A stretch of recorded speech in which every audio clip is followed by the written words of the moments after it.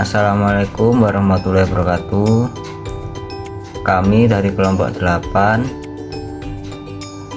akan mempresentasikan materi tentang biaya kualitas dan produktivitas dengan beranggotakan Alif Thamma Rizky Gustianto, Andin Sekar, Deayu Melati, dan Sarin Erawati.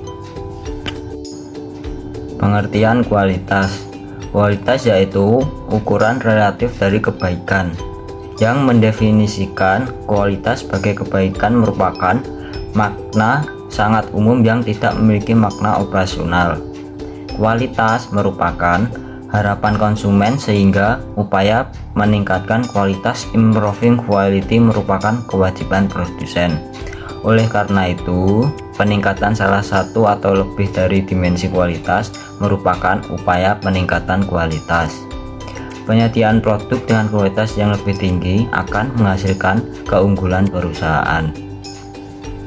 Pengukuran dan pelaporan biaya kualitas. Perusahaan harus melakukan pengukuran dan pelaporan terhadap biaya kualitas agar dapat menjaga produk yang dihasilkan berkualitas tinggi.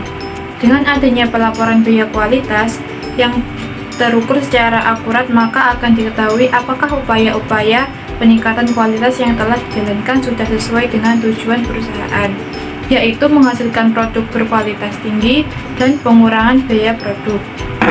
Pengelolaan biaya kualitas. Yang pertama, pandangan tradisional. Dalam model ini, kualitas dibagi dalam 3 zona relatif terhadap total biaya kualitas minimum aktivitas. Peningkatan kualitas dipilih pada daerah di bawah zona tingkat kualitas optimal, zona kesempatan berada di atasnya, dan diantaranya terdapat zona tidak berbeda atau indifference. Yang kedua, pandangan kontemporer. Dalam pandangan ini, tingkat optimal kualitas akan terjadi pada kondisi cacat 0 atau zero defect, yang berarti total biaya kualitas terendah yang dicapai pada saat tidak terjadi cacat. Yang ketiga, activity batch management dan biaya kualitas optimal. Activity batch management membedakan biaya kualitas menjadi 2 kelompok, yaitu biaya bernilai tambah dan biaya tidak bernilai tambah. Pengidentifikasian permasalahan pengendalian kualitas.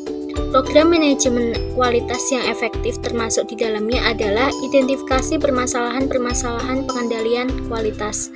Salah satu metode yang dapat digunakan untuk mengidentifikasian permasalahan tersebut adalah metode diagram sebab akibat atau fishbone diagram. Penyebab penyimpangan kualitas biasanya dikelompokkan sebagai berikut. 1. Manusia adalah semua orang yang terlibat dalam proses. Yang kedua, metode. Metode adalah cara bagaimana proses dilakukan dan setiap permintaan spesifikasi untuk dapat melakukannya, seperti kebijakan, aturan-aturan, dan hukum. Yang ketiga, mesin adalah semua peralatan, komputer, atau perlengkapan lain yang dibutuhkan untuk melaksanakan kegiatan. Yang keempat, bahan atau bahan baku ataupun bahan penolong untuk menghasilkan produk akhir. Yang kelima yaitu pengukuran. Pengukuran merupakan data yang diperoleh dari proses yang digunakan untuk mengatur kualitas atau mengukur kualitas.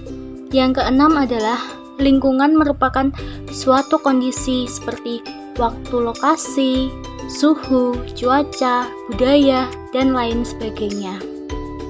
Ukuran produktivitas. Produktivitas atau produktivi menekankan pada bagian menghasilkan output secara efisien dan khusus, dan secara khusus ditunjukkan pada hubungan antara output dan input untuk menghasilkan output.